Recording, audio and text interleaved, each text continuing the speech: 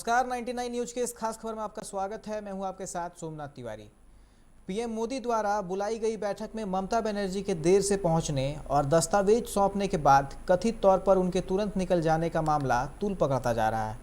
केंद्र इस वाक्य को प्रधानमंत्री का अपमान बता रही है, तो वहीं ममता बनर्जी का कहना है कि बैठक में आमंत्रितों की संशोधित सूची में राज्यपाल, केंद्रीय मंत्रियों और विपक्ष के नेता का नाम भी शामिल किया गया, इसलिए मैंने बैठक में हिस्सा नहीं लिया, क्योंकि यह प्रधानमंत्री और मुख्यमंत्री के बीच बैठक थी ही नहीं।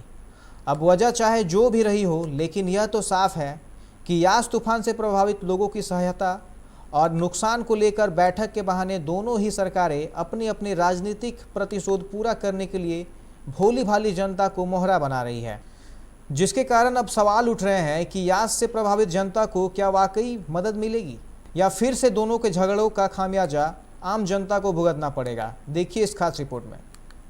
पश्चिम बंगाल में आए तूफान का जायजा लेने के लिए प्रधानमंत्री नरेंद्र मोदी शुक्रवार 28 मई को राज्य के दौरे पर थे। चक्रवाती तूफान यास से हुए नुकसान का आकलन करने के लिए मोदी की समीक्षा बैठक में मुख्यमंत्री ममता बनर्जी को भी शामिल होना था। पीएम मोदी के हवाई सर्वेक्षण के बाद होने वाली इस बैठक से प्रभावितों को काफ़ी आस थी। उन्हें उम्मीद थी कि प्रधानमंत्री और मुख्यमंत्री के बैठक में तूफान से हुए नुकसान पर चर्चा होगी, जिसके बाद सरकारों की तरफ से इस संकट से उबरने के लिए प्रभावितों के राहत पैकेज का ऐलान किया जाएगा, क्योंकि इसके एक दिन पहले ही मुख्यमंत्री ममता बनर्जी ने प्रेस वार्ता में यास तूफान से 15,000 करोड़ के नुकसान की आशंका भी जताई थी, लेकिन ममता मीटिंग में शामिल नहीं हुई। इसके बाद विवाद हो गया। बैठक की शाम में ही प्रधानमंत्री और गृह मंत्री के दफ्तर से बयान जारी करके इसे प्रधानमंत्री का अपमान बताया गया। But when I thought that Prime Minister is coming to give him respect, we cut short our program.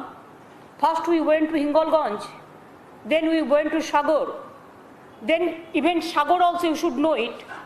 Some people are saying that why Chief Minister didn't receive Prime Minister. There is no need that every time Prime Minister, Chief Minister is to receive. There are some political program also sometimes. But whose fault it is? When we went to Shagor, you can ask the local reporters, the administration and ATC control. We have got the information that we have to wait 20 minutes there, because Prime Minister helicopter will be landing there, and after we'll get the permission. Though they were aware that regarding our coming and going, the time schedule, we asked permission from before. And when we got information that after 20 minutes you have to the start, take off, then we waited on the road in front of helipad, and we waited 20 minutes for that reason. And even when we are on the sky, it may be for security reason, we don't mind for that, we don't have any objection. Then also we move about 10-15 minutes. That please tell Prime Minister, convey this, that CM wants to meet him only 1 minute to hand over the report of the cyclone. She will not disturb.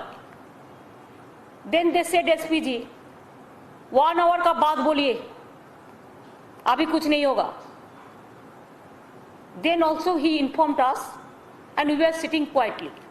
केंद्र के आरोपों के बाद ममता बनर्जी ने जवाब देते हुए कहा कि एटीसी ने प्रधानमंत्री का हेलीकॉप्टर उतरने की वजह से मुझे 20 मिनट की देरी से सागर द्वीप से कलाई कुंडा के लिए रवाना होने को कहा था। उसके बाद कलाई कुंडा में भी करीब 15 मिनट बाद हेलीकॉप्टर उतरने की अनुमति मिली। तब तक प्रधानमंत्री पहुंच गए थे। मैंने वहां जाकर उनसे मुलाकात की, अनुमति मांगी, लेकिन काफ़ी इंतजार के बाद मुझे उनसे मुलाकात की अनुमति दी गई।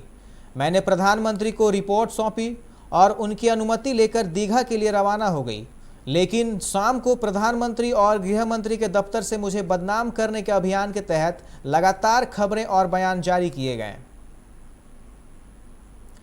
वहीं बीजेपी का कहना है कि पीएम को इंतजार करना पड़ा और ममता का कहना है कि उन्होंने इजाज़त ली थी।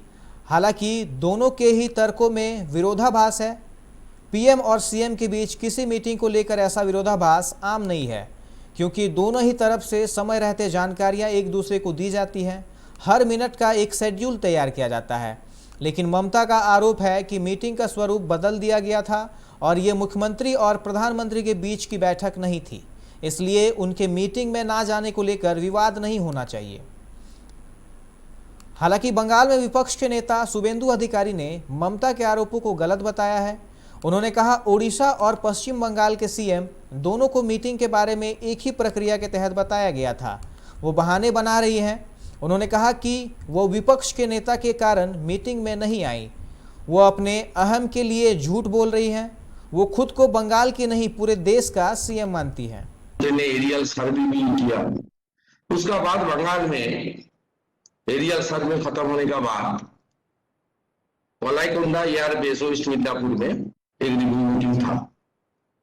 बंगाल की चीफ मिनिस्टर और उसकी एडमिनिस्ट्रेशन, नेता प्रतिपक्ष प्रदीप नायक जी उसको भी मीटिंग में बुलाया, लेकिन कोरोना का कोविड में इन्फेक्टेड है प्रदीप जी, इसलिए मीटिंग में नहीं आया।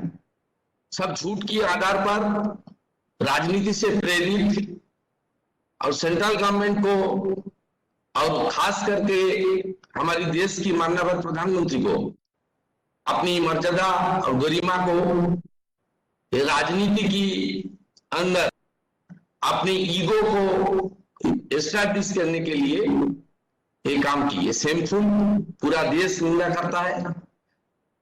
आईएएस अलापन बाबू को लेकर बंगाली सेंटीमेंट फिर एक बार, जैसे चुनाव का दौरान गुजराती भगाओ, बहिरागत तो भगाओ, सब आदमी है। ये चीफ मिनिस्टर वेस्ट बंगाल का, प्रदेश का चीफ मिनिस्टर नहीं, ये अपने कंट्री समझता है, ये अपने इंडिपेंडेंट देश समझता है बंगाल का।